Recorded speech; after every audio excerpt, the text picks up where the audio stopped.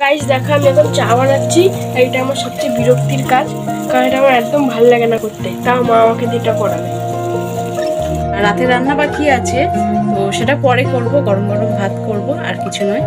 তো পরে করলেও চলবে আর কি, ওই জন্য একটু ওয়েট করছি। আর তার ফাঁকে একটা ভিডিও করে নিচ্ছি, তোকে মিস করবে না আমার নেক্সট ভিডিও, খুব মজাদার হতে চলেছে। তো চলো। গুড ইভিনিং বন্ধুরা, আজকে আমি ইভিনিংয়ের একটা ভিডিও তোমাদের সঙ্গে শেয়ার করব। তো চলো ভিডিওটা কন্টিনিউ করতে থাকো। তো আমি দুপুরবেলা একটু শুয়েছিলাম আর এইমাত্র উঠলাম। তো দেখো এখনও বিছানাটা ছাড়িনি, আর এত ঠান্ডা লাগছে, মানে এটা মনে হচ্ছে দার্জিলিং আমার কাছে। দার্জিলিংয়ে আর যেতে হবে না আমাকে। আর ঘুম থেকে উঠে ছেলেকে বললাম যে একটু চা করে দিতে, মশলাদার জাম্পেস করে একটু র চা করতে। তো ছেলে এখন সেটাই বানাচ্ছে। আর দুপুরের বাসন কোসন কিচ্ছু মাজা হয়নি, পুরো বেসিন ভরে গেছে। তো চাটা খেয়ে তারপরে যাব। আর সন্ধে দেওয়া হয়ে গেছে, ছেলেই দিল একটু আগে। ও তো রেগে যাচ্ছে, রেগে হচ্ছে বোম হয়ে যাচ্ছে আমার উপরে যে আমি ঘরে আছি আর আমার দ্বারাই তুমি সব কাজ করাচ্ছ বসে থেকে থেকে। তোর মুখটা দেখলেই বুঝতে পারবে কেমন ওর অবস্থা। কিরে চা পাবো আজকে? না, রেগে খুব মানে বোম হয়ে গেছে। তো যাই হোক, চলো ভিডিওটা কন্টিনিউ করতে থাকো, আশা করি তোমাদের ভালো লাগবে। করে ফেলি। তো কাজই তো এটা, দেখো এটা আমার পছন্দের কাজ, প্রফেশনাল কাজ সেটা বল। তো গাইস দেখো আমার আজকে পড়া নেই, তাই আমার মা আমাকে দিয়ে চা বানাচ্ছে। গাইস দেখো আমি এখন চা বানাচ্ছি। এটা আমার সবচেয়ে বিরক্তির কাজ, কারণ এটা আমার একদম ভালো লাগে না করতে, তাও মা আমাকে দিয়ে এটা করাবে। তো গাইস ততক্ষণ তোমরা ভিডিওটা দেখতে থাকো, আমি চাটা বানাই তারপর দেখাচ্ছি তোমাদের। তো আজকে মাল নেই, আর চাটা খাওয়া হয়ে গেলে তারপর একটু যাব। একটা শাড়ি আছে, ওটা সেলাই করার আছে, একটা ব্যাগ আছে, ওটা সেলাই করার আছে।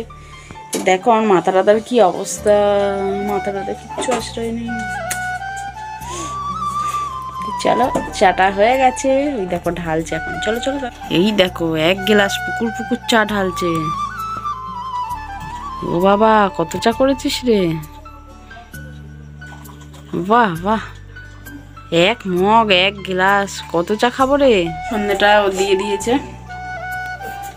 তো এই দেখো চা কত সুন্দর কালার হয়েছে। এই দেখো বিস্কুট খুলছি, দেখো চোল লাগা কে হিয়া।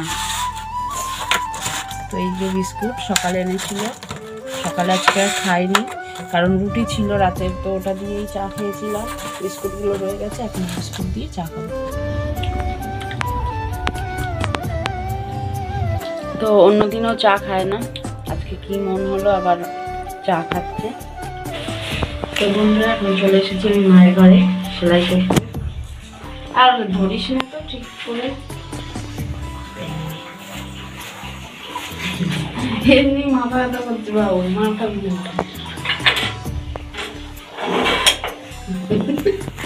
ক্যামেরার ওই পাশ দিয়ে করে না, এখানে ছুঁড়ে মেরে দেখো। এই যে এটাই সেলাই করবো, এই যে ধারের যে সেলাইটা থাকে না, সেটা এই যে এইগুলো যেমন আছে টানলে খুলবে, কিন্তু এখানে সেটা করা ছিল না, আমি বুঝতে পারিনি, সেলাই করিনি, পাল লাগিয়ে দিয়েছিলাম। তারপরে একবার পড়েছি আর দেখছি যে এই অবস্থা হয়ে গেছে।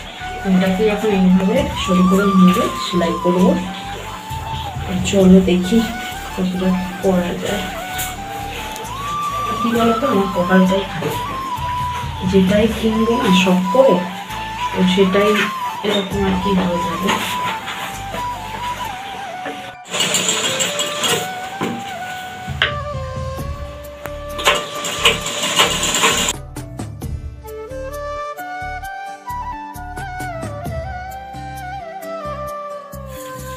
তো যেহেতু মেশিনের কাজটা মিটে গেছে, এখন মায়ের ঘর থেকে চলে এসেছি ঘরে।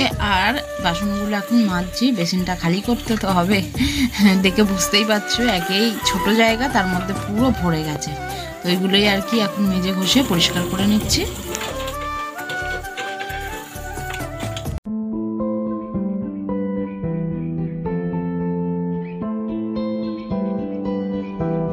তো বন্ধুরা বাসন টাসন তো মাজা হয়ে